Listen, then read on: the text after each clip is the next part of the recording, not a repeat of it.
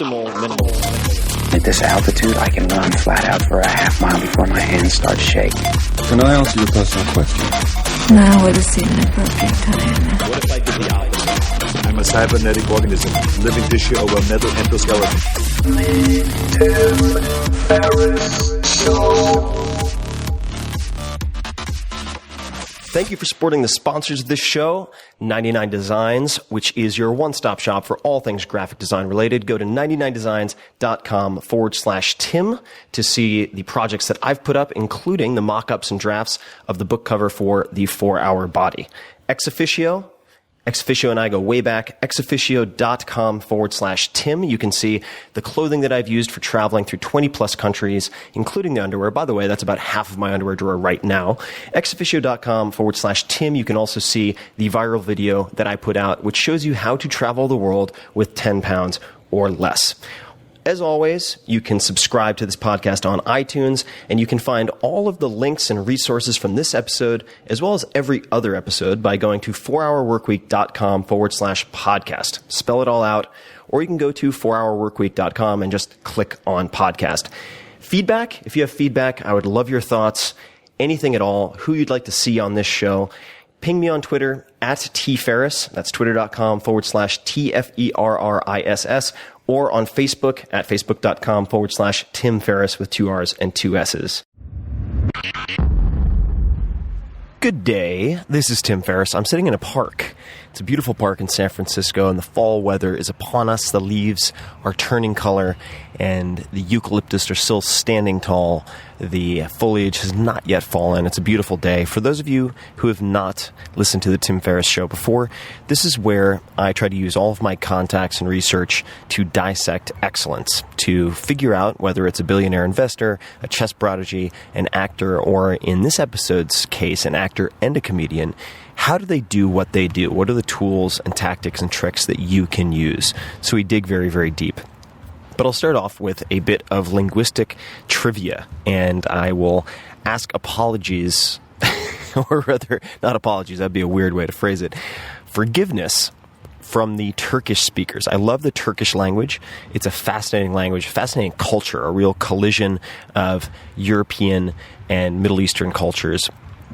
And I also have found the similarity between Turkish and Japanese very, very interesting. But I'll give you an idea of how I deconstruct languages just by memorizing phrases. You can pick out patterns. So, for instance, if you say good day, as translated into English, in Turkish, and again, I've read this, not said it a lot, but it's iyi günler. İyi günler. Okay, good evening is iyi akşamlar. Okay, iyi akşamlar. And then the way you would say child, I believe it's çocuk or çocuk, and then you have çocuklar. Okay, so you notice the lar at the end. So to turn child into children, you have the lar at the end. And it turns out that literally good day is good days or good evenings in Turkish. And so you can start to piece it together without a dictionary, without a grammar reference, just by memorizing a handful, even like 100 words or phrases. Anyway, I'm a nerd. There you have it. But we're going to move on to Bryan Callen, who is the guest for this episode. He is a prolific actor who has acted in more shows than I can count, certainly, but includes pretty much all of the shows at the top of the rankings. Frasier, NYPD Blue, Entourage, Law & Order, CSI, Sex and the City, King of Queens. It goes on and on and on. He's also a world-class comic who travels the globe performing stand-up comedy for sold-out audiences all over the world. He is also one of the best-read people I have ever met. So we're going to dig into all sorts of things, the craft of comedy, how he boosts his own creativity, which sounds like I could stand to gain from, ideas for improving education, both self-education and institutional education, many different book recommendations, influences of his. We really dig into a lot of details that I found fascinating. Bryan's one of my favorite people to hang out with. So without further ado, here's Bryan Callen. Hello, ladies and gentlemen. This is Tim Ferriss, and welcome to the Tim Ferriss Show. But we also have 50% of this episode, which is the Bryan Callen Show. Bryan, welcome to the show. Thank you, sir. Thank you. I am excited to have you on for many different reasons, not the least of which, as we were discussing before we started recording, you are known as the best body in comedy, if I'm not mistaken. That's right. It's just think of you guys don't have any videos. Just think of if you were to take human skin and stretch it over a cheetah. I think that's probably the best way. That's not me. That's just what my critics. The critics. That's the worst they can come up with. What my admirers say, but that's just what the critics say. And I'm trying to piece together. It's been a number of years now, but how did we first meet? What was the first? Neil Brennan, who is the creator of the Chappelle Show, knew I was into fitness and all that, and he sent me, I believe, a TED Talk you had done about a guy named Tim Ferriss. He said, "What do you think of this guy?" And I watched it, and I was very taken with the way you were explaining things and how you used your body as a human guinea pig. And I think I texted him back. I said, "Well, I know one thing. I'm going to go out and get the book, The 4-Hour Body." And of course, that sent me. Basically, I started with the 4-Hour Body, and then I got into the 4-Hour Work Week, and then of course I listened to then I read the 4-Hour Chef. So I became sort of this, but some of the concepts that you talked about resonated so deeply with me. 20% of your effort results in 80% of your results, et cetera, et cetera. And here was this guy who was into all the things I was into, fighting and deconstructing the learning process. And then I heard you were going to be at this loft in downtown LA at some publicist place talking about your book. So my wife and I went there, and I had a brief conversation with you, not long enough. And I think that's how we first met. That's right. Yeah, and then I think we had mutual friends, Joe Rogan and Keith Ferrazzi and various people like that. And then I got you on my podcast, I remember. And that's when we started dating. Seriously, I think. When we started dating. There it was.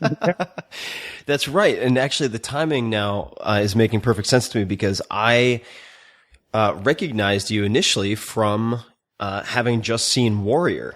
Yes. And you were in that movie, and I remembered the goldfish scene, among others, the bag with the goldfish. And I was very impressed with your performance, and then delved into a lot of your comedy, went to one of your live shows, which was hilarious. Yes. And it really is something that I think everybody should experience, not just your comedy, ideally, but if you haven't been to a live stand-up show, it's so categorically different from dealing with audio virtually. I mean, just the interaction with the audience, everything is so unique. That show in particular too was a night where I was really trying a bunch of new stuff. I'm about to shoot my 1-hour special, so what you saw was really in its infancy. And I remember having you in the audience. I said, if anybody's going to appreciate the process, I was literally trying to work out so many of those bits. And I wasn't even sure where a lot of them were going, but it was a really receptive audience. And it was just fun to do that for you. And I think you were there with the founder of Uber. Yeah, that's right. Travis Kalanick was there. Yep. Yeah. And so in a way, when you have people there, you want to do your best stuff and kill it. But I just kind of remember myself going, I think Tim will appreciate the sort of the process that is. It'd be fun for you to watch now when I shoot my special, because it's all gelled and it's so tight. And of course, now I just want to shoot it and move on to the next process, which is coming up with a whole new hour. But yeah, I remember that. And I do think that that's what's fun about stand-up. It's really interesting comedy seems to be the great equalizer. When you do stand-up in so many of the places that I do it, what's really cool nowadays is that so few of the audience are actually traditionally white. Mm-hmm. I just came from San Antonio, where it was primarily, Mexican American, but if you do a stand-up in a place like New York City or in San Francisco or in Vancouver, man, it is the United Nations out there.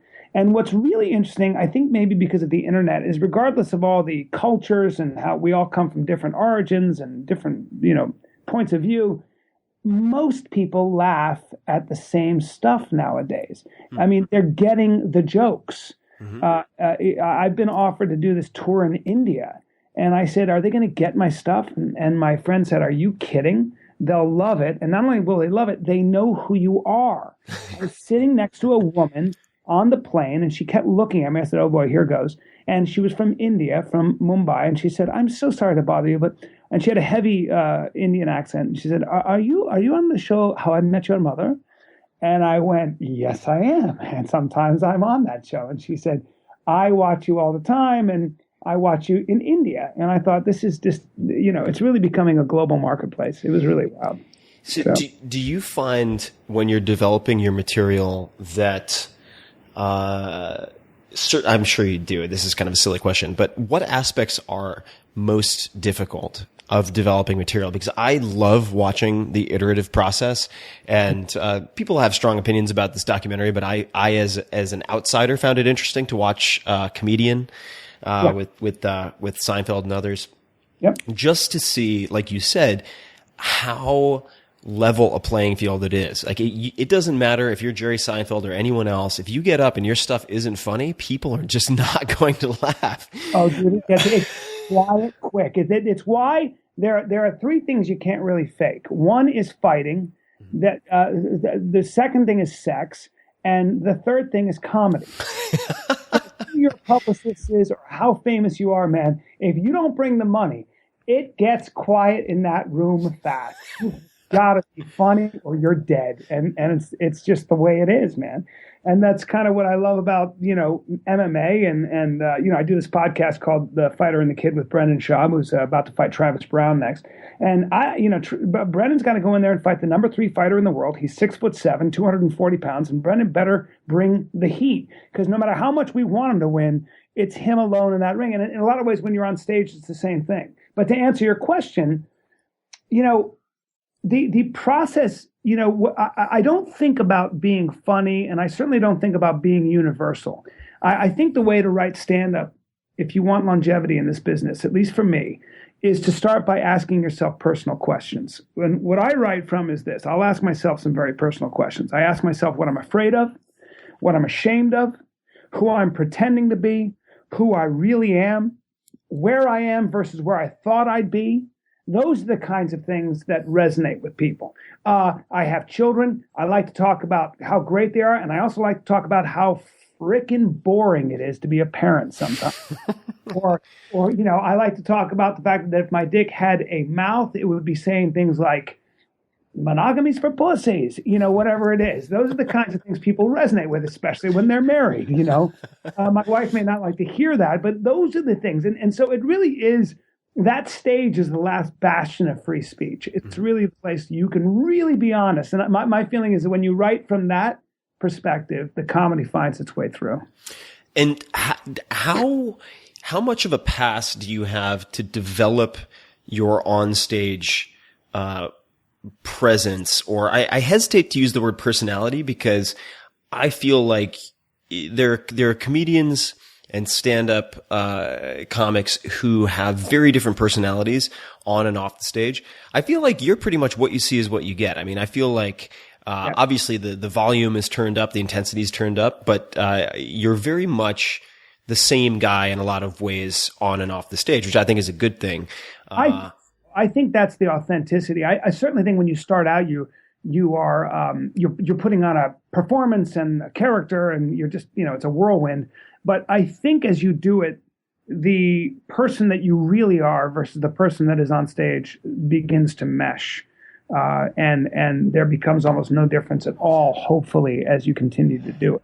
And can you start off, as I think a lot of writers do, for instance, a lot of actors, timid, and then develop a very brutally honest way of doing comedy? Or is that something you kind of have to start with to get away with it? And the reason I ask is that I feel like comedy, as you put it, is one of the, certainly in the US at least, one of the last places where we can talk about the touchiest of subjects, right? You can talk about adultery, fantasies of adultery, race, which is I think a big one. You can talk about sex and sexism, and you can say what everyone is thinking without having your career destroyed necessarily, right?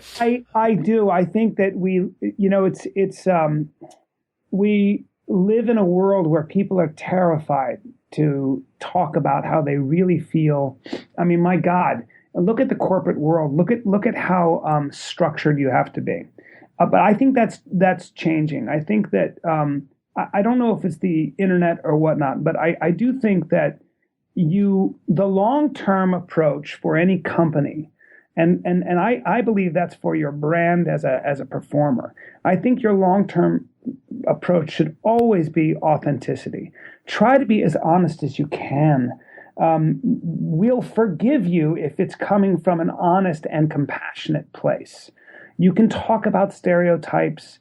You can talk about things that are uncomfortable, as long as you have hopefully a solution, or as long as it's. I don't know. It's just, boy, do I feel sometimes like we're so stifled. I think it's very people are very hesitant to really talk about what is really going on. I agree. I mean, I think our resources many times are misallocated. For example, on my podcast, I had a woman who was talking about how we have to spend more money on education. And my co-host on the show, Hunter Motz, who you know, who wrote a book called The Straight A Conspiracy, had studied the learning process and said, look, the biggest enemy is the fact that a lot of students or kids in this country just don't believe that they are capable of learning. We have these misguided beliefs. I don't have the math gene.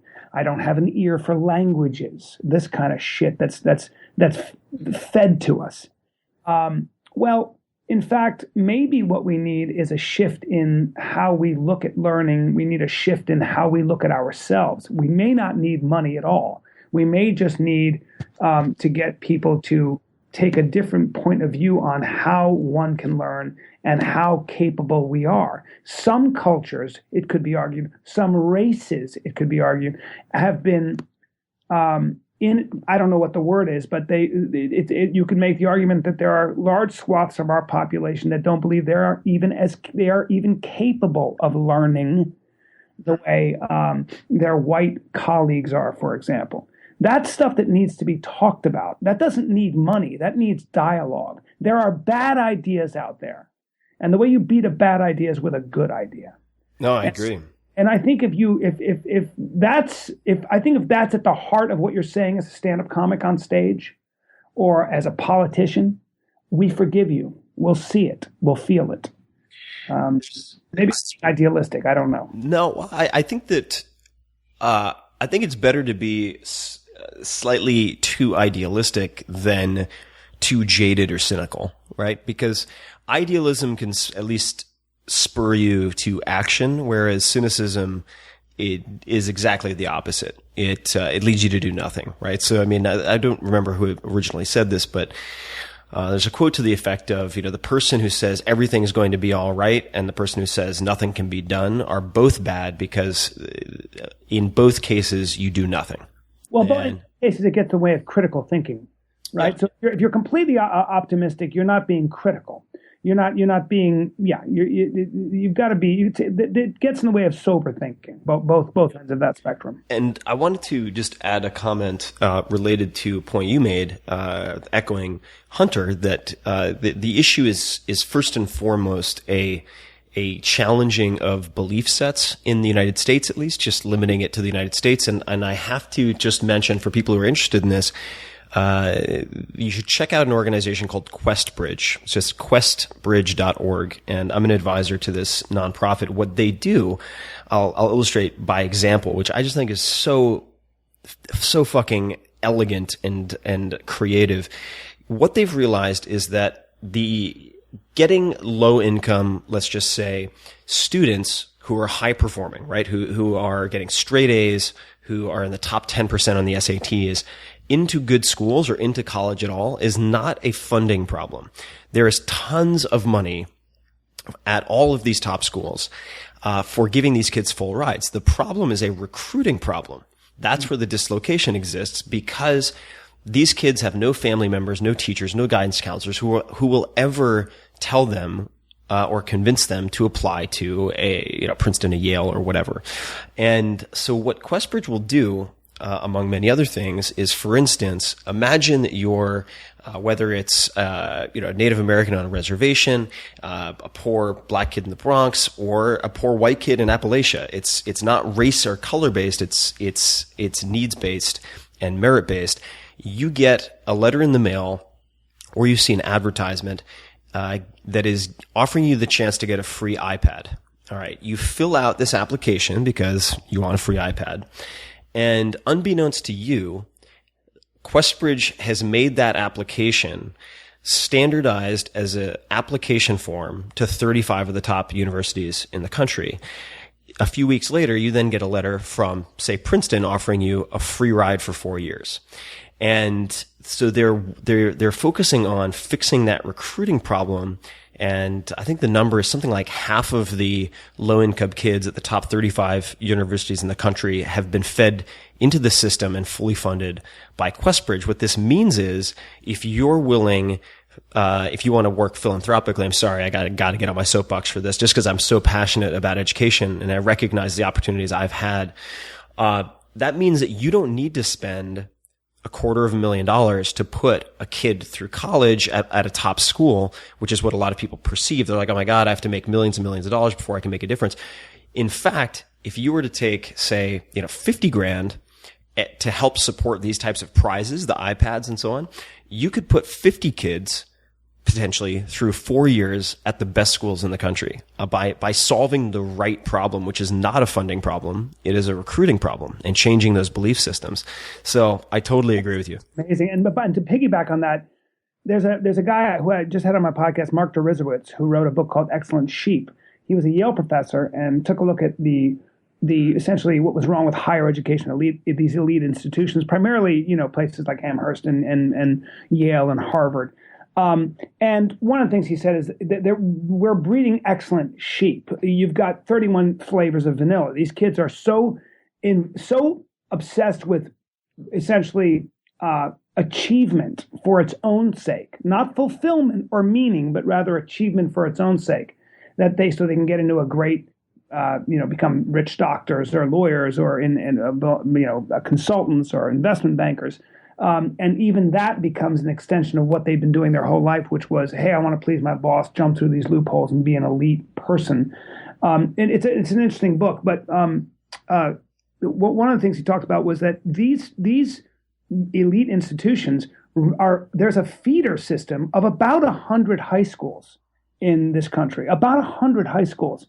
And that's it, that provide students to these universities. So something like Questbridge is desperately needed so that we can create an equality of opportunity. That's always what it is, right? No, exactly. And it's when you look at some of the recruiting efforts that are perhaps less than ideal, what they tend to do is try to recruit, say, low income but high performing students from within a certain radius of the school itself. And that generally means, if the vast majority of these top schools are, say, on the East and West Coast, you're just not recruiting kids from the vast majority of the country, even though they're there.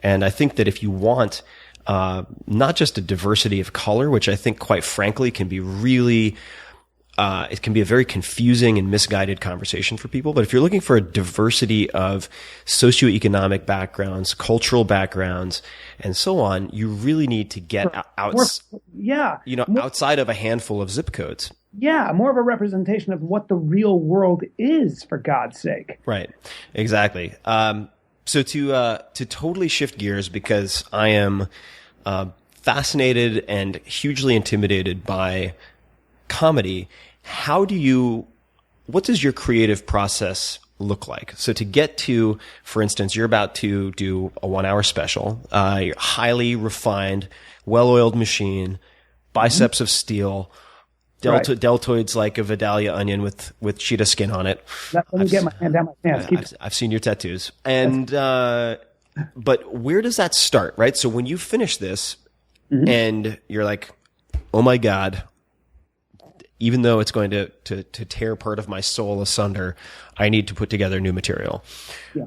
Where do you start? What does that process look like? Well, I find that, I do better when I'm moving. So I've written all my stand-up walking my dog or hiking in the Santa Monica Mountains. And even more than that, I've learned that comedy is a mindset. I think Francis Ford Coppola said great screenplays are written on the hoods of cars and standing in line at the DMV, something like that. And he's right. You write things a lot of times when you're doing something else. You'll get an idea.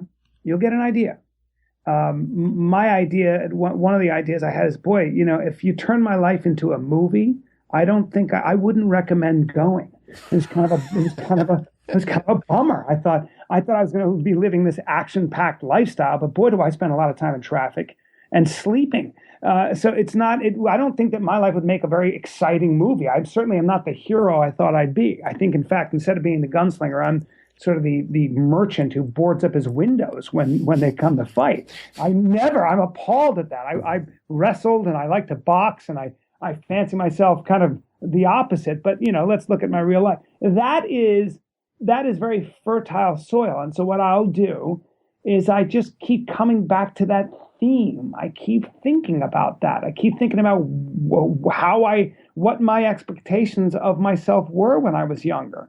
Who did I really want to be? And who am I really? That's kind of thing. And by the way, why do I box for 4 days of the week? Why do I spar with 21-year-olds and get hit in the face? It's not good for my brain. It doesn't help my pocketbook. It's ridiculous. What's going on here, man? What do I really think I'm going to get in a fight? If I punch somebody in the face, I better have a good lawyer. Yet I really practice hard and I try to sit down on my punches and I think about it and I shadow box. It's a little ridiculous at 47 years old. It just is. And I'm pissed off that I haven't been able to roll more. I mean, just in case I got to put somebody in a triangle. Are you kidding me? Kidding me? It's just ridiculous. I drive a Passat. But where does this come from? What's going on, man? What is happening? Well, I had a father who was a giant. A giant. I take after the Sicilian side, my mother's side. She comes from a long line of peasants and petty criminals. So, I'm built to blend in with a crowd. I can pick your pocket. You can never describe me. He was white, brown hair, medium, whatever. Right? So these are where that's kind of what you start to think about who you really are. Think for a second about how you behave. And then start thinking about why. How did you start? How did you get here, for Christ's sake? Who are you? If you watched yourself from afar, if you met yourself, what would you say to yourself? What would you tell you? Would you say, hey, you got to change this, and that? Or would you say, you know what, you're perfect, leave yourself alone? I doubt you'd say you're perfect, leave yourself alone. So it really becomes a process of introspection. And when you're working with these questions, what's the container, the schedule for that? So, for instance, you have the podcasts, you have your sort of scheduling on the road career of performing, you have your TV work, you've got your film work, you've got many different projects that you need to schedule for. When do you typically develop material? I mean, is it in all the in-between slots, or do you actually schedule, say, 2 hours of walking four times a week? That's a very good question, because I think it's very important to because we all get very busy, right? So yesterday I'm shooting the Goldbergs, this fun show on ABC, and my day has been, long days, 12-hour days. I'm driving in. I have a 6:15 call tomorrow morning, and I'll be there all day. So what that means is that writing is a mindset. Writing is not something you schedule. Writing comedy must be a mindset. What I mean by that is that I took all the fencing, any of the sacred space around quote unquote work time or writing. I took it away. I don't believe some people have to do that. Gabriel Garcia Marquez, the great writer who died recently, who wrote 1,000 Years of Solitude and Love in a Time of Cholera and things, he had 4 hours a day he would write no matter what. Hemingway did the same thing. Flannery O'Connor said something wonderful. She said, "I sit at my typewriter every morning at 5:30 in the morning, not to write, but just in case something happens." Right? It's an act of faith. She's got to show up in case. And Nick Cave was just on NPR talking about the same thing. He said, "I find writing is, there's this idea, well, you're a rock star, it just comes." No, it's labor. It's hard labor. Yes. Somerset Maugham said, "The muse hits me at 8 o'clock every morning." In other words, he sits down and if the muse shows, it shows. Either way, I write. So there is a place, if you're a creative person or any kind of person and you want to produce something out of nothing. I think you do need to, I guess, sequester time. But you don't do that. I don't do that because life gets too busy. And when you're an actor and you got podcasts, things are way too unpredictable. And when, of course, you have to box, it's, listen, when you're losing half of your ideas due to brain damage, it makes it harder. That's right. So what I do is I just say, when I'm driving in traffic, I'm going to start writing. When I'm in the shower, I'm going to start writing. How are you capturing these ideas? I try not to capture them. That's what I do. I just happen. So you're looking at your computer or whatever as you're talking to me. Just turn your head and look somewhere else. That's literally how I look at writing. I go, oh, I'm doing this. I'm going to turn over here and just start thinking. I don't put anything on it, nothing on it. And that's something you can practice and get very good at. Now, at some point, though, you have to, I would assume, record this, develop it, start looking at possible ways of delivery and so on. Is there a point at which you write any of this stuff down, or do you just try to hold it in your head and then jump on stage and freestyle it? I do write it down, but again, I'm performing it a lot as well. And the reason I write it down is it's very similar to writing songs, writing music. So when you write music, and I've talked to a couple people, I talked to Fiona Apple about this, I talked to Harry Connick Jr. about this, and I've talked to some other musicians. And all of them said, and they've seen me do stand-up, and I think both Harry and Fiona said, you do very similar, you do what I do.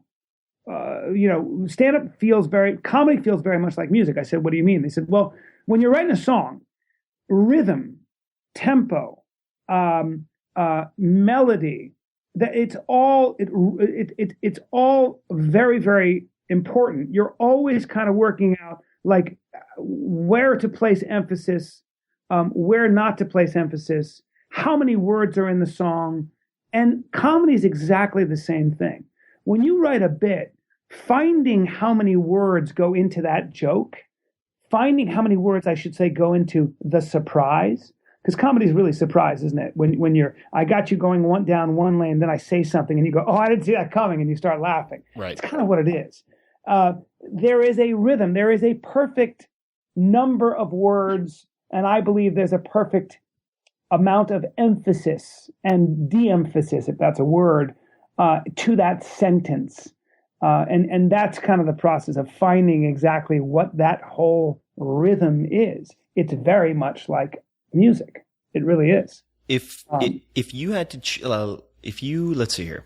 No, this is very interesting. So I love watching comedy and listening to comedy. I'm not a well-versed connoisseur. I haven't studied comedy theory, if there is such a thing, like music theory. I don't know. But I've at least observed that there stylistically very many successful comics who have dramatically different types of delivery, right? So you have when I watch your performance, I agree. There's a certain musicality to it. Then you might see, let's just say a Stephen Wright or a Mitch Hedberg, which from a delivery standpoint sometimes seems as dry as sort of a cyborg without any personality, but it's hilarious, or a lot of it I find to be very, very funny. Who are a few comics? Do you say comics or comedians, by the way? I guess maybe they're distinct. I say comics. Okay.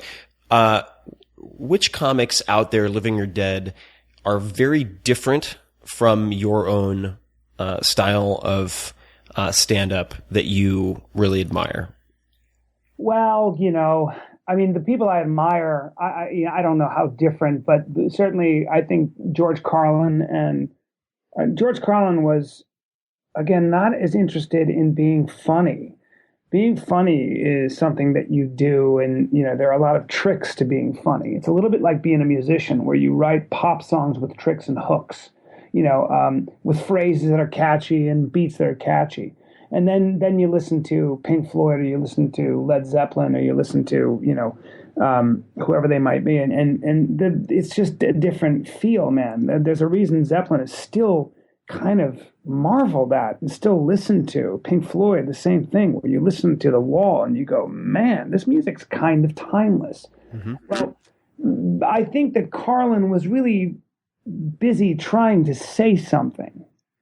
It's one thing to be funny. It's another thing to be thematic and to be getting the audience to think a little bit.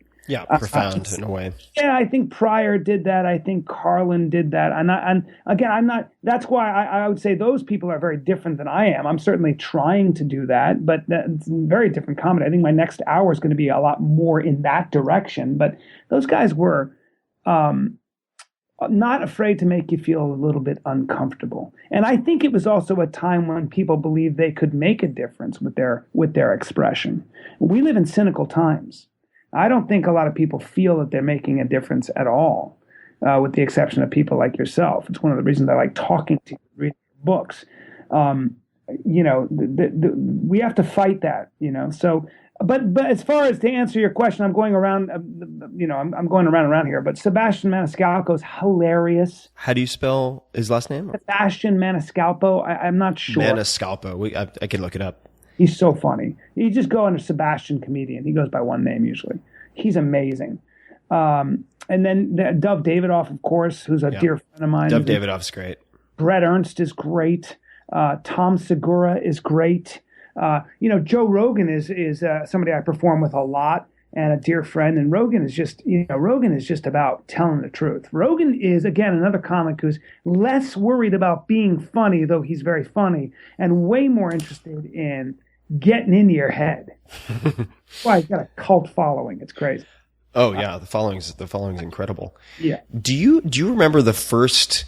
And I apologize if my terminology is off here, is off, but the first bit or the first comedy that you performed that really got an exceptional response from an audience. Do you remember that?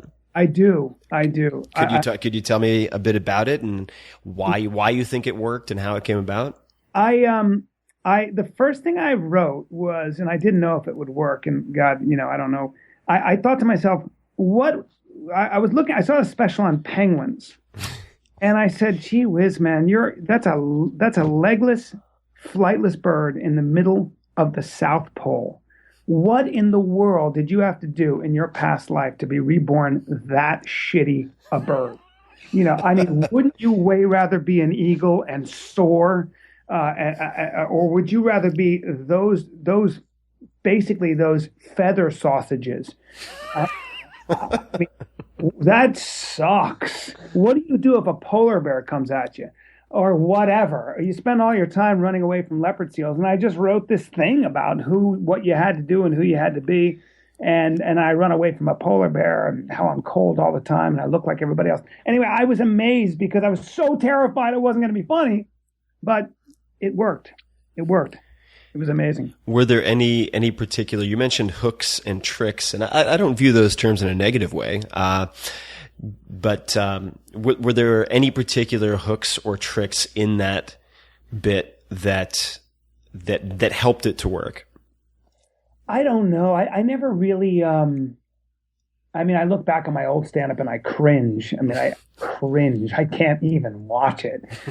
But I don't think I was ever. I think I was at least sincere. I don't think I was ever looking for hooks or tricks. I was just writing what I thought was funny. That's my young people ask me advice on stand-up, and I always say, look, man, first of all, I'll see you in 10 years. And second of all, write only what you think is funny and write every day. And try to perform as much as you can. And if you can't, perform in front of the mirror. That's how you become a comic. Have you performed much in front of the mirror? All the time. Really? What does that look like? I perfected my Chris Walken as a pigeon in front of a mirror. I mean, I'm not proud of these things, but it's what I do. I was literally in front of the mirror going, cool, cool. I'm a small bird, tiny, skin, big chest, hanging around water fountains all day. Bread on my mind. I don't know. Anyway, I should be arrested for even doing that. But this is the kind of thing you do as a comic. You're always working it out, man. You must appear to be a complete lunatic in the car when you're stuck in traffic, because I would imagine, in my head at least, that you're doing that kind of stuff nonstop. Well, look, I was working on a bit. My father has become my fan now because he's seen my stand-up, and he also features pretty prominently in the next hour. And he, to his credit, it was great because my mother and my sister, and I think my wife, were yelling at me about what to buy at the grocery store.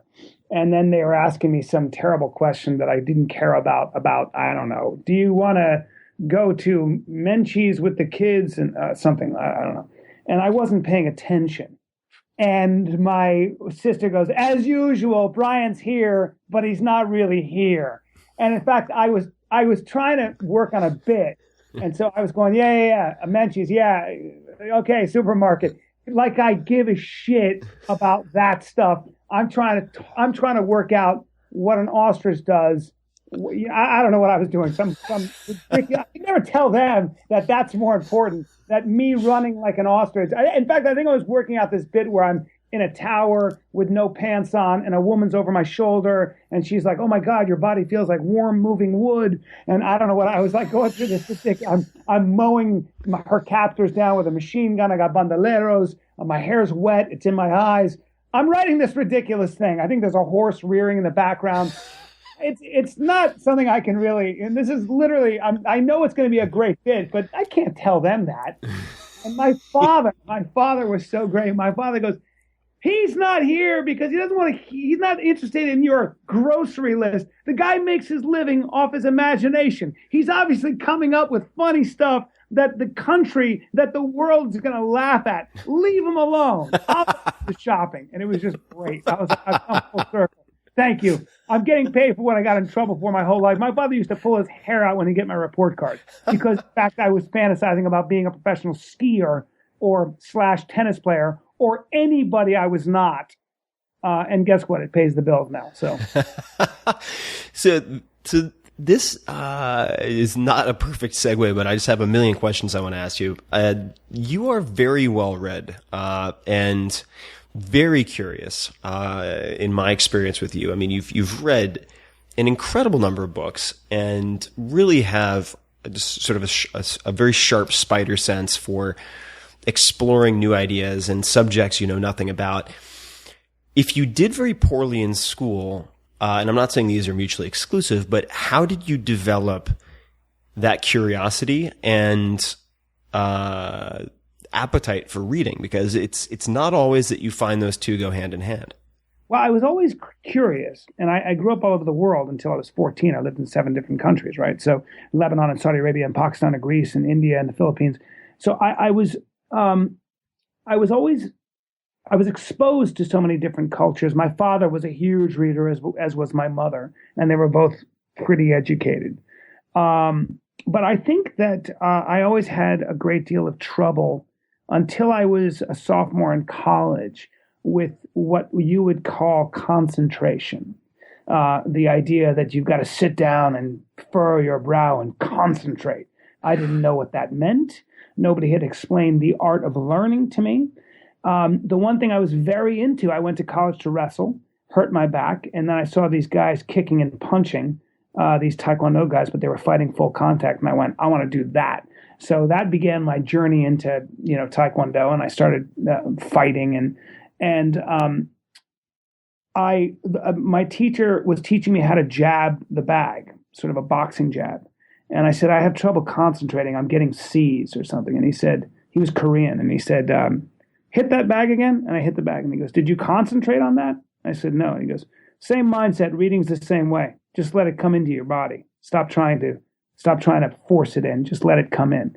That began the journey of sort of learning in a passive way, I suppose. It turned the process on its ear.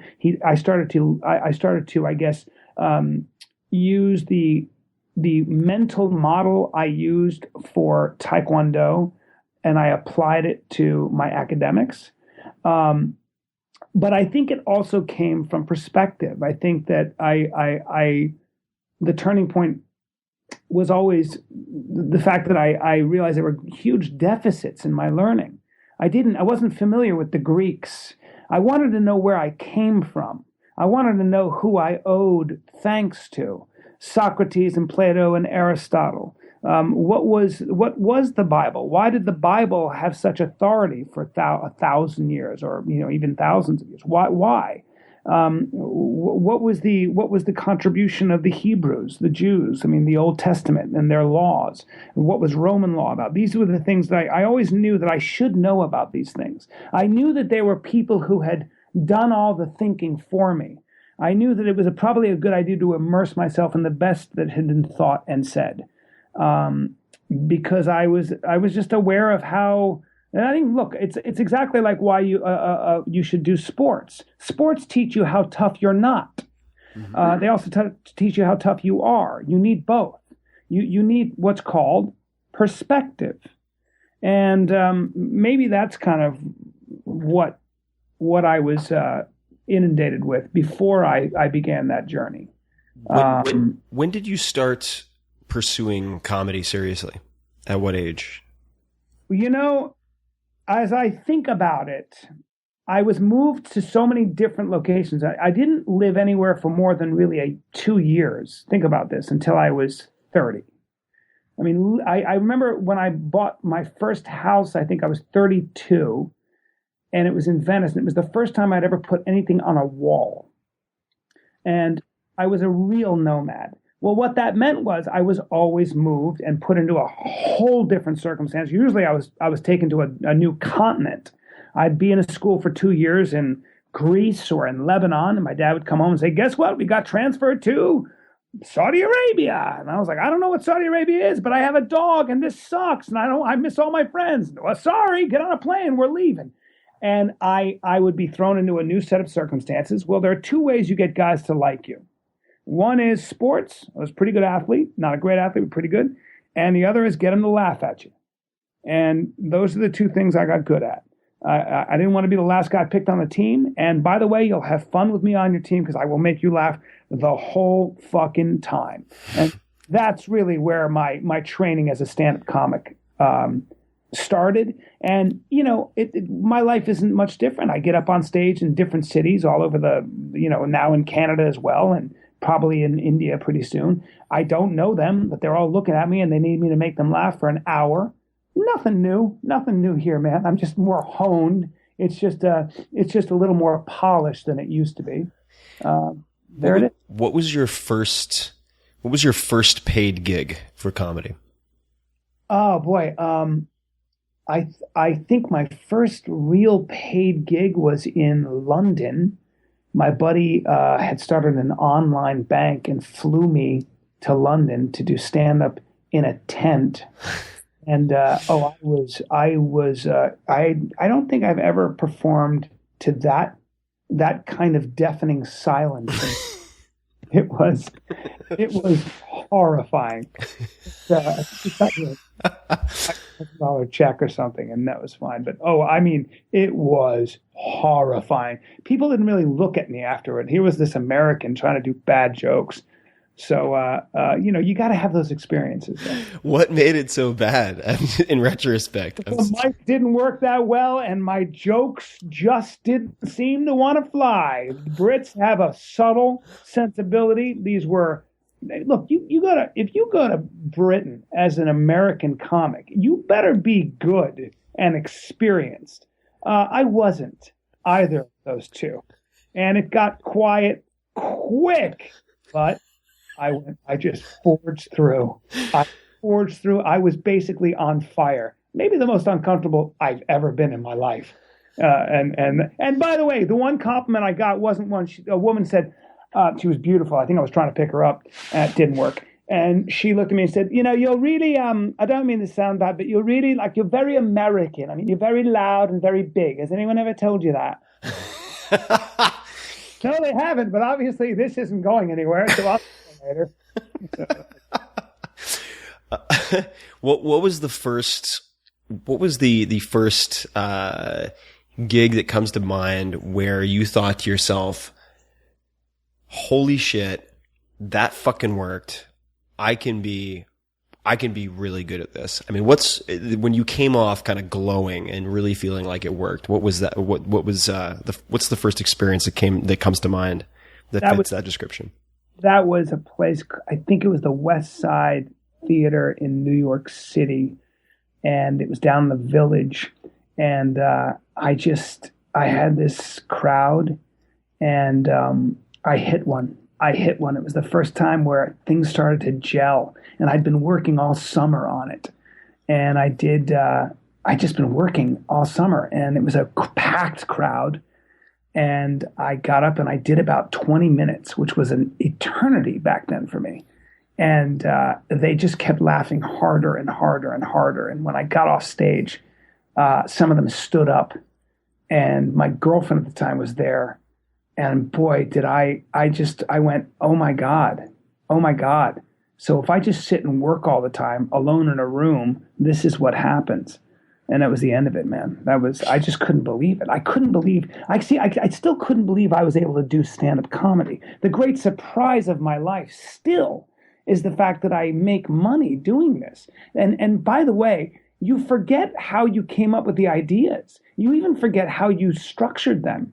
You just know that they become part of you after a while. Heartbreak is letting go of a lot of your great bits.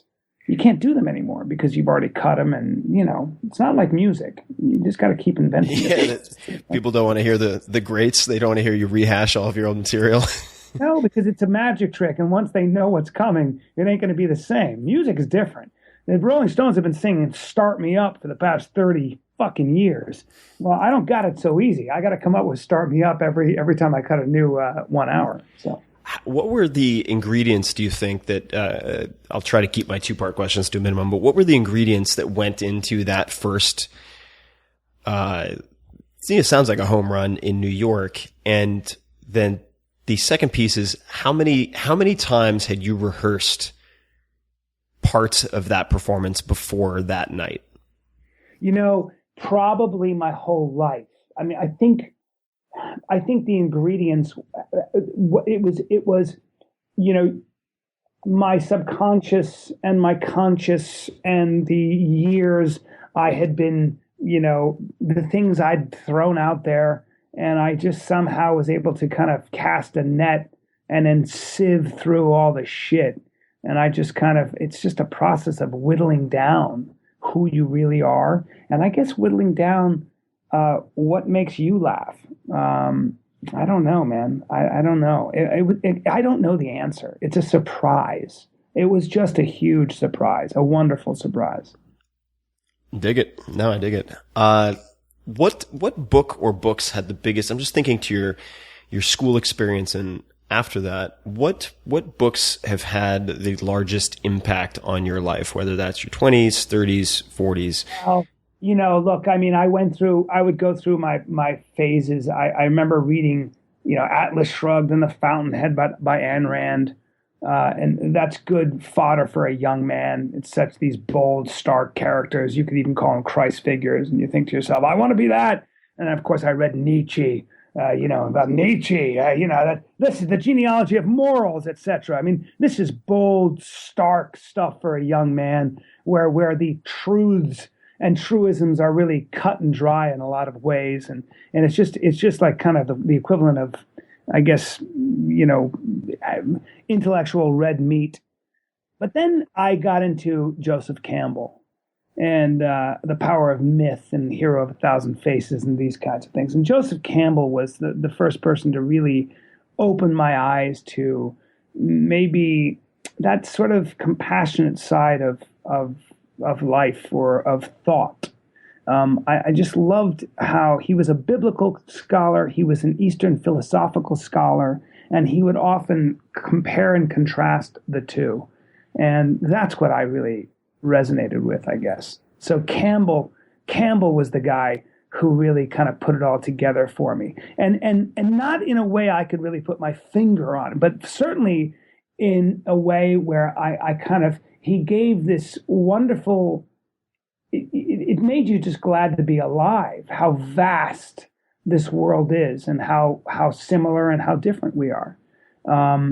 Maybe that's kind of the first guy I remember really blowing my mind. But then, there are books like Josh Waitzkin's book, The Art of Learning.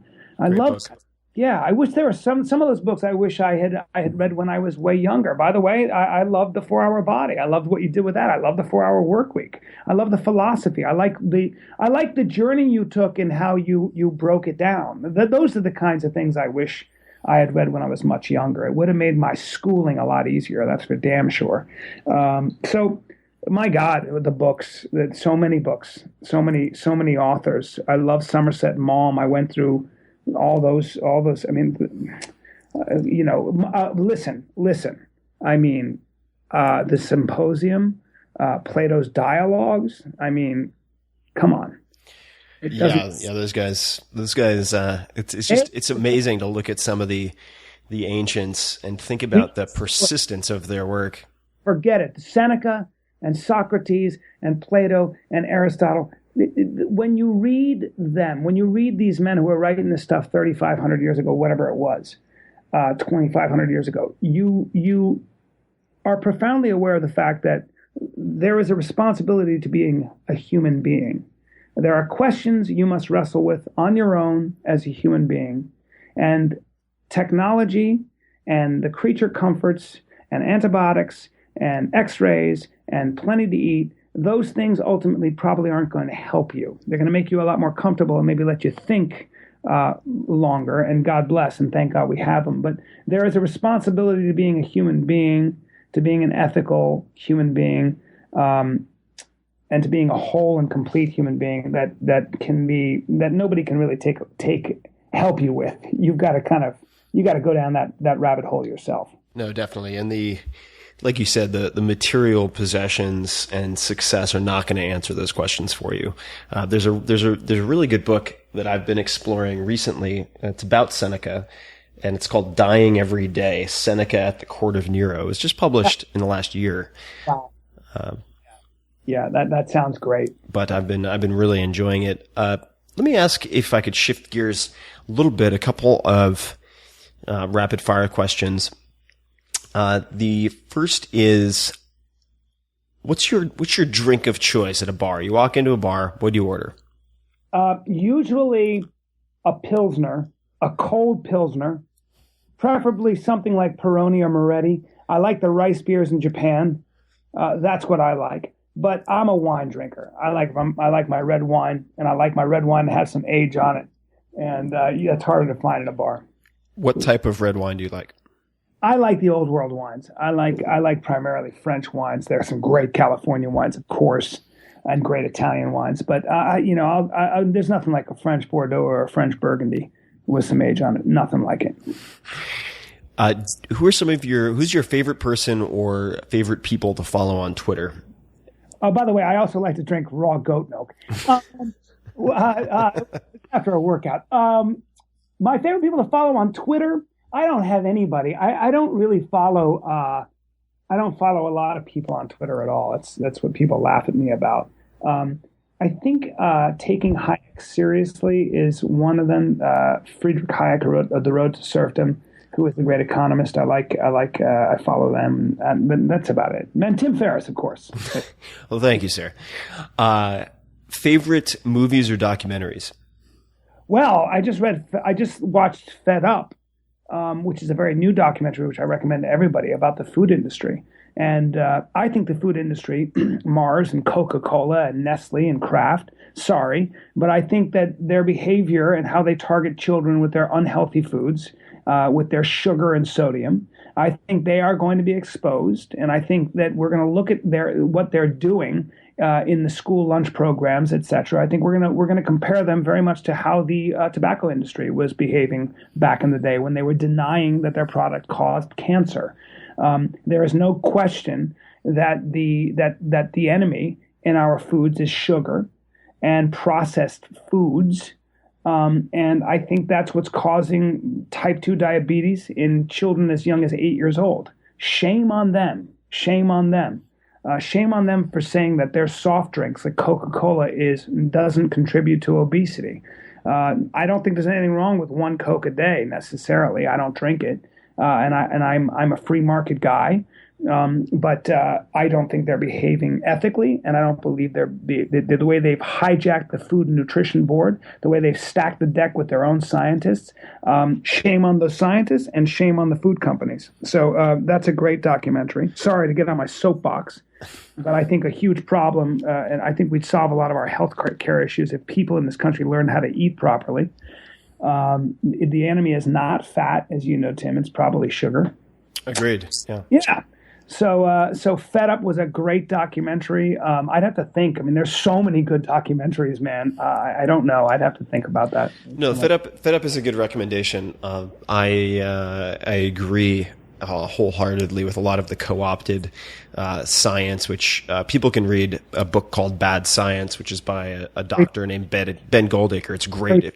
Great book. Yeah. If you want to get an idea of how the studies can be tortured to say whatever companies want them to say. And Bad Pharma. He also wrote a book called Bad Pharma I read, which was also very good. Yeah, very smart guy. And if you're looking for a counterpoint, there's actually a very interesting organization that I'm involved with called NUSI, NUSI.org, which is independently funded for studies specific to nutrition for some of these unanswered or at least not conclusively answered questions, which is pretty awesome. It's been nicknamed the Manhattan Project for Nutrition, which is pretty cool. Let's see. What's the first face that comes to mind when you think Punchable? Oh, Jesus. Well, after I saw Fed Up, probably anybody who's responsible for getting their unhealthy products and for getting Congress to say that French fries and pizza counts as a vegetable in our school lunch programs. I'd like to fucking line those guys up and sit down in my punch. I'm talking about a right, and I can hit. I'll show you on a mitt sometime. I'd like to sit down on my punch and just break a couple jaws, those assholes. So that's comes to mind. And I'm not some left-wing guy who believes in a lot of government interference. I believe in the free market. They're not living in a free market, those people. They're not. So just to clarify for folks out there and me probably as well. So sitting down on your punch means really kind of dropping down and torquing your hip into some nice follow through. Grinding those guys. Yeah, ground that back foot and that front foot on the balls of your foot and just turn that body and keep everything loose. That just think of your fist as kind of a stone and your arms a rubber band and just sit down, boom, and punch. Yes. Yeah. I wouldn't mind. My left hook is pretty nasty too, so I don't know what I'd rather do. Maybe left hook followed with an uppercut, something like that. We'll go into it. See if I can set that up for us. I would enjoy that as well. I'll film it. What book do you most often give as a gift or books? By the way, I want to let me back up because I got to say one more thing. I read a book called Fiasco. You know, the architects of the Iraq War, how's that going for us, by the way? Who told us that it would happen very quickly? I mean, Dick Cheney was just at the American Enterprise Institute saying that the president must understand that we are in a war and we have to fight this war for as long as it takes. Hey, Dick. Okay, thanks. Thanks so much. You told us that we'd be welcomed as liberators. So did you, Paul Wolfowitz and Richard Pearl and Douglas Feith and Michael Vadim and all you neocons. Thank you, guys. You guys said we should go into Iraq, and I kind of listened to you. I mean, I guess he had weapons of mass destruction. Apparently, this was going to be a very quick thing and an orderly thing. Paul Bremer, none of these people knew anything about the history of Iraq and now I'd like to hear, can you guys at least say, hey, maybe we were wrong, maybe we screwed up a little bit? I mean, ISIS, I don't know that ISIS would have happened. I mean, Iraq doesn't seem to be doing that well, and it's 13 years later or something, or it's 11 years, I'm not sure. We went in 2003. So I'd like to line those guys up as well. If you could get those guys in a line, I'd like to punch them in the face. I don't want to kill anybody. I just want to hit them and just feel their jaw break with my two front knuckles. It'd be a lot of fun. I think what I'll do since I've got some ideas now, is I'll do a Kickstarter campaign, and I will pay them all speaking fees. I will bring in the heads of all of these sort of sugar-laden product corporations, and then the politicians. And what I think I can solve your boxing problem. So I'm going to alternate sort of fake scientist, politician, corporate head, politician. All the politicians will be on one knee, so you can straight right and then low body hook to the head of the politicians. Then you can just work your way down the line. Because all those architects, all the people that created the intellectual scaffolding and argument for the Iraq War, none of them have done a day in the military. And I would even go so far as to say that they've never done a sport in their life. Dick Cheney, I guarantee, has never done a sport, and he sure as hell has never taken a punch to the face or punched anybody in the face. So I'd like to see how he reacts to what real pain is about. Fuck you, Dick Cheney. Anyway, keep going. Keep going. No, I like it. You're getting fired up. It's good. It's good. I'm a libertarian. I believe in the free markets. I don't work for the Democratic Party. Keep going. What on an unrelated note, what book or books are you most likely to give as a gift? You're going to think I'm plugging you, but I probably have recommended The Art of Learning and The 4-Hour Body. I'm not kidding. More than any other book. I just think it's fantastic. And for young people, I recommend The 4-Hour Workweek. I just love the possibility and the optimism in those books. And I love that you've kind of lived it and what you do. So I actually start with those books a lot of the time. So, it sounds like I'm shamelessly plugging you, but I am a fan. So no, I appreciate it, man. Thank you. I have to say also the optimism, it's really standing on the shoulders of giants. And I've had a lot of positive influences in my life, whether virtual by books by Seneca and people like that, or through interactions with mentors and teachers. And I just feel like there's such, as you mentioned, an overabundance of cynicism, which leads to, sort of an inactive apathy. I can't do anything. I can't make a difference. Therefore, I will do nothing. That's really, I feel, reached a level of epidemic in the U.S. in particular. And I'm not quite sure why that is. I agree. I agree with you, Tim. And I think, I don't know the reason either, but I would imagine it's because in many ways, these problems are rather insidious. I think that it hasn't come to a head. I don't think that it's a little bit like when you're in California and they say, we're at a serious drought, conserve water. Yeah. I'm still taking my shower every day, and I'll probably let the water run when I'm brushing my teeth because, we're not really going to run out of water. But, the real problems, the real deficits, the things that are going to come to a head a lot of times they're not sexy. They don't have, they're not very colorful. They're not that visible unless you know where to look, right? So the roots of the problem. When you start talking to people about campaign finance reform and how money in politics is probably one of the reasons nothing seems to work in this country, or one of the main problems with the way our government is run, where Washington is probably less concerned with your problems. It's more of a battleground between two different corporations. I mean, in 2010, the biggest issue was swipe fees with ATMs. That's what the war on the floor was swipe fees. How much banks should be allowed to charge somebody when they go to an ATM? Well, that's because that was affecting two large corporations' bottom line, not yours and mine.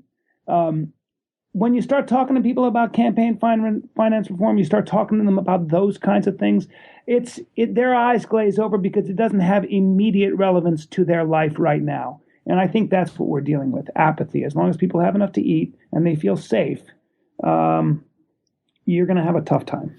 Yeah, it's tough because as someone who wants to be able to catalyze sort of massive positive action, it's a fine line to walk, where you want to inspire people and show them the possibilities. You also want to show them the downsides of taking no action, which is a decision. It's not that you're postponing decisions. If you choose to do nothing, you've made a decision to do nothing. And it's it's a challenge for me sometimes to decide whether I can get a better response by focusing on the positive or by focusing on the consequences of doing nothing, which are negative typically.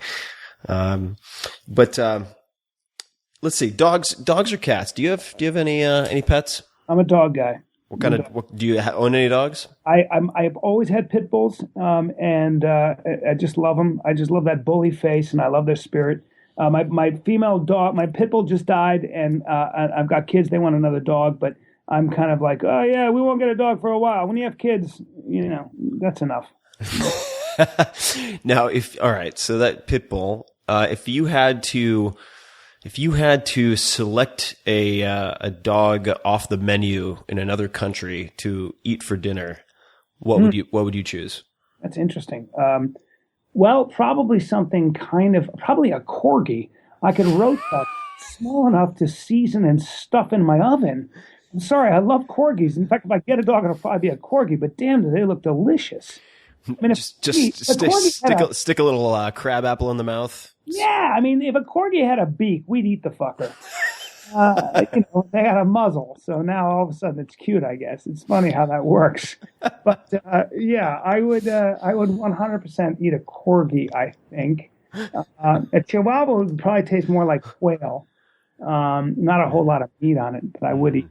Yeah, but a corgi. I'm going hunting with Joe Rogan. Oh, you are? Yeah, and we're going to Alaska October 1st to the 8th with Steve Rinella. You've done this before. Very nice. You're going to caribou hunting? We're going to go deer hunting, actually. Deer hunting.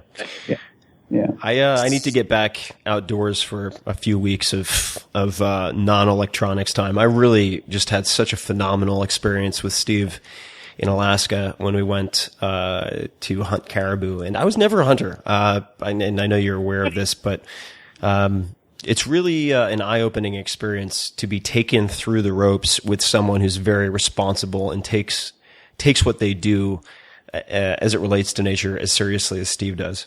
Yeah, he knows so much about animal behavior and everything else. It's incredible. I'm not a big hunter. I don't like camping. I miss my cappuccino, but I'll do it. It's the same reason I box. Getting punched in the face just reminds me of my own mortality, how tough I'm not, and it just keeps me a little harder. And I think hunting once a year in a place like Alaska and freezing my ass off for 8 days is good for me. Have you ever listened to Hardcore History, the podcast? I've not, and I need to get that guy on my podcast. I've had him recommended to me many, many times. You could start with listening to his series called Wrath of the Khans, but it talks about the hardest people imaginable and how they can get soft. And it was such a perfect sort of metaphor for a lot of what I'm trying to reverse in my own life, as it just becomes easier and more seductive to try to take the path of less resistance with a lot of this stuff, and using age as an excuse or whatever it might be.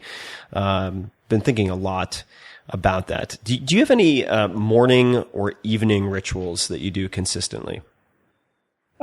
Just patterns.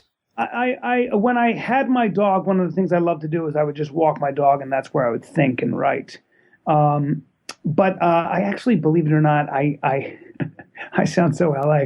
I almost every morning I drink green tea and I do some yoga. That's just my routine, man. I just, once you do it, you feel really great. So that's probably my. Do you do the yoga in a class, or do you do that by yourself? I do it by myself, usually naked on a wood floor in front of a mirror, and I just marvel at my body, Tim. Yeah. Just do cobra pose for hours at a time? Sometimes I just stand there and go, wow, thank you, God. Too much? No, never too much. Not such a thing.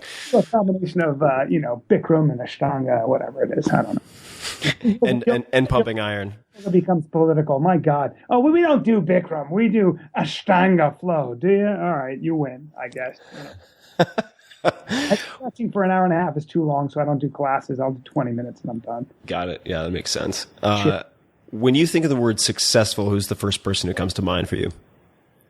Well, anyone who is original. I think the name of the game is innovation and originality. So in my field, I as far as actors are concerned, I mean, Daniel Day-Lewis does things I don't know how he does what he does. Christian Bale is the same way. But I think anybody who surprises and shocks me with what they're able to come up with, usually anybody that comes up with something out of nothing. I love the visionaries. Steve Jobs, the late Steve Jobs, was somebody I would consider very successful. He changed a lot.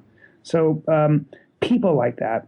Mm-hmm. I like journalists, man. I love what's his name, Lawrence Wright, who wrote The Looming Tower and Going Clear. I love Ken Burns, the great documentary maker who created the documentary Jazz and Baseball. And those people that give us perspective, those people that are able to put it all together. The guy who wrote Fiasco, I can't remember his name, but these are the people that really.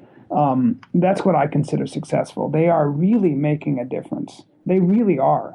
I mean, it takes guts to write the way they do and to come up with a point of view and put it all together and be that fair.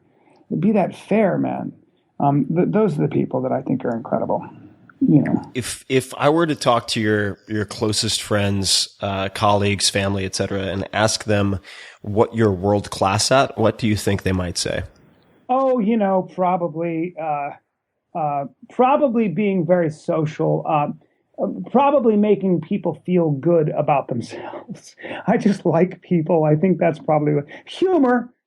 I think I think I've always made everybody around me laugh a lot, and I'm proud of that. But I've always been. Somebody said something. Dov Davidoff said, at your wedding, one of the things that I thought was amazing is that you have one guy doesn't have any money and another guy's $100 million, and you've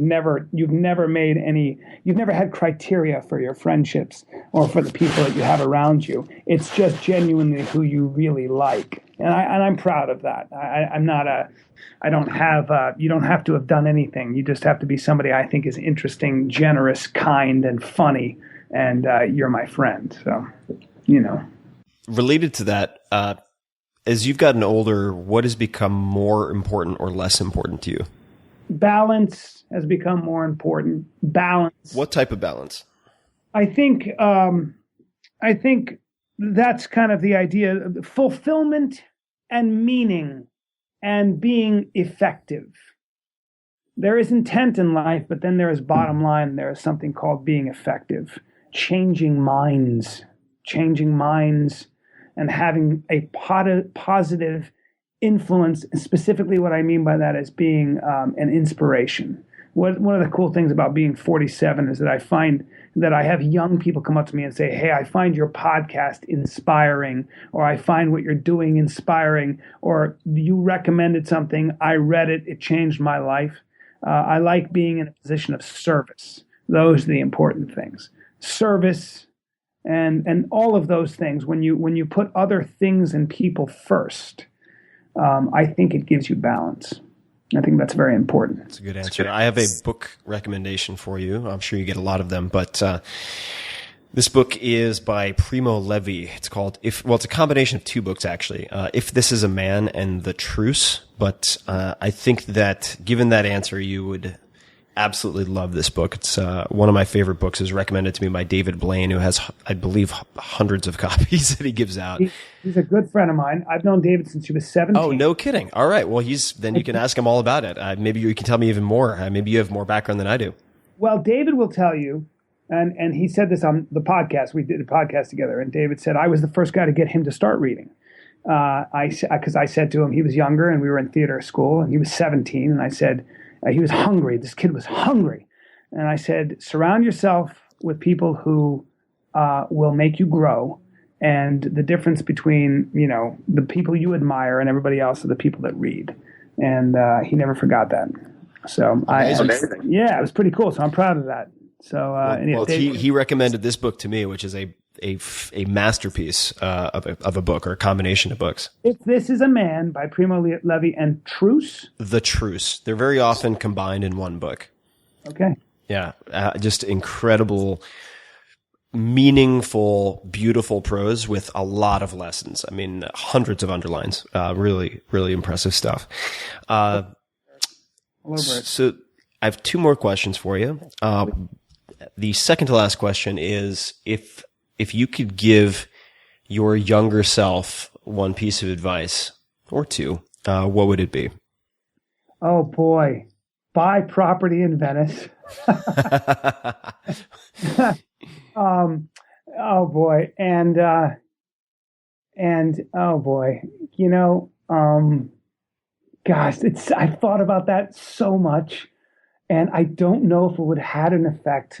I guess focus, work harder. But I worked pretty hard, man. I just was interested in a lot of stuff. I mean, you know what? I should have wrestled in college. I know that's lame, but I don't know, man. Would have ruined your beautiful actor's ears. Well, believe me, I was always nervous about getting cauliflower ear. So, I wrestled long enough and never got it. Then I did enough jujitsu. But yeah, maybe. And, or maybe I would have had an injury. I don't know, man. Gosh, golly, I don't know. I don't know. No problem. No problem. I've thought about that question a great deal. And, would I have studied abroad a little longer? Would I have played tennis more? Would I have boxed earlier? I don't know, man. If you took you out of the equation, in a sense, and we're giving a college commencement speech, right? So these kids are, I don't know, I'm too far past it, whatever, somewhere between 18 and 22. What advice might you give in that commencement? Well, I would say that if you are searching for status, and if you are doing things because there's an audience for it, you're probably barking up the wrong tree.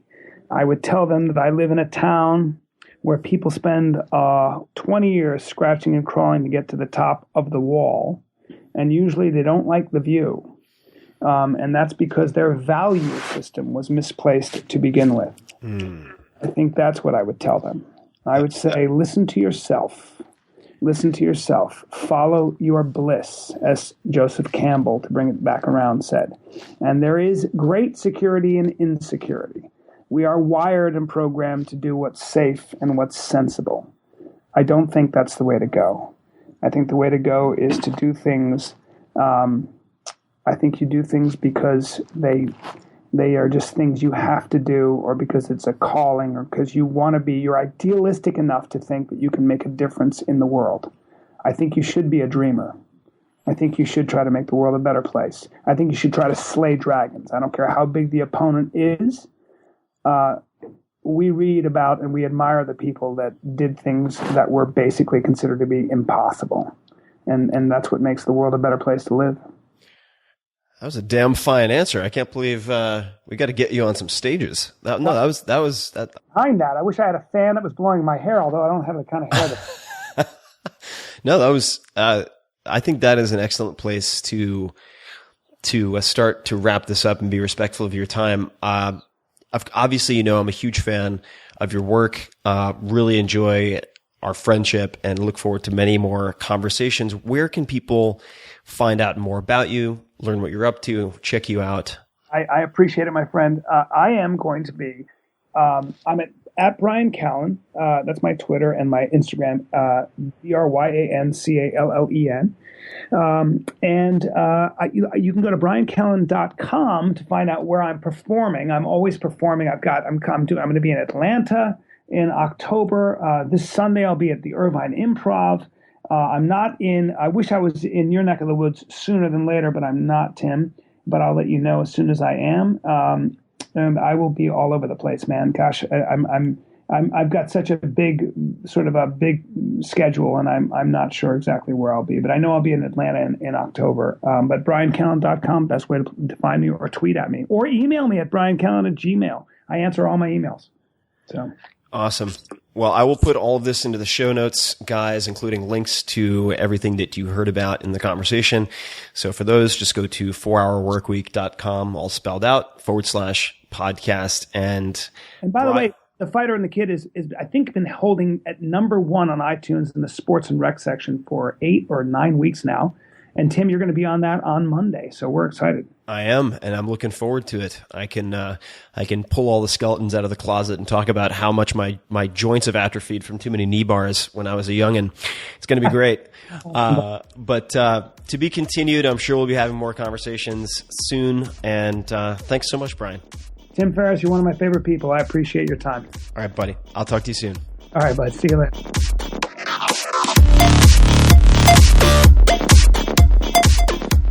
This episode of The Tim Ferriss Show is brought to you by 99 Designs and Ex Officio. 99 Designs is the world's largest online marketplace of graphic designers. And I have used 99 Designs for years, including to get cover concepts for the 4-Hour Body, which went on to become #1 New York Times, #1 Wall Street Journal. It was a huge hit. And here's how it works. And you can check everything out, including some of my competitions. You can see these book covers and so on at 99designs.com/Tim. Whether you need a logo, a car wrap, a web design, an app, a thumbnail, a t-shirt, whatever, you go to 99designs.com. You describe your project, and then within a week or less, you have tons of designers around the world who compete for your business and submit different ideas and designs and drafts. You have an original design that you love, or you pay nothing. It is fantastic. I have used it.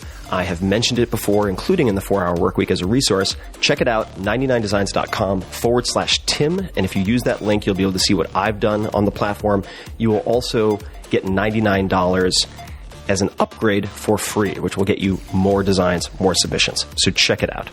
Ex Officio, boy, where do I begin? I have a long history with Ex Officio. Ex Officio makes clothing. And as far back as 2007, 2008, I had a hit video that went viral called How to Travel the World with 10 Pounds or Less. And I talked about Ex Officio underwear. Ex Officio underwear is lightweight, ultra lightweight, quick drying, and antimicrobial. Why is this important? Well, I've gone through 20 plus countries with 2 pairs of underwear before, both from Ex Officio. And I'm not alone in this. This might sound crazy, but a lot of executives, for instance, will take this underwear, they'll wash it in the sink or somewhere else, roll it up in a towel like a burrito, step on it, and a few hours later, they are completely dry, completely clean. You don't have to just have 2, and yes, they have to be comfortable for all-day wear, but check out their clothing as well as their underwear. You can go to exofficio.com/Tim. That's exofficio.com/Tim, and you can see this video, which has a bunch of other packing tips, but this underwear, this clothing is not just for the gents. Ladies, you have choices too.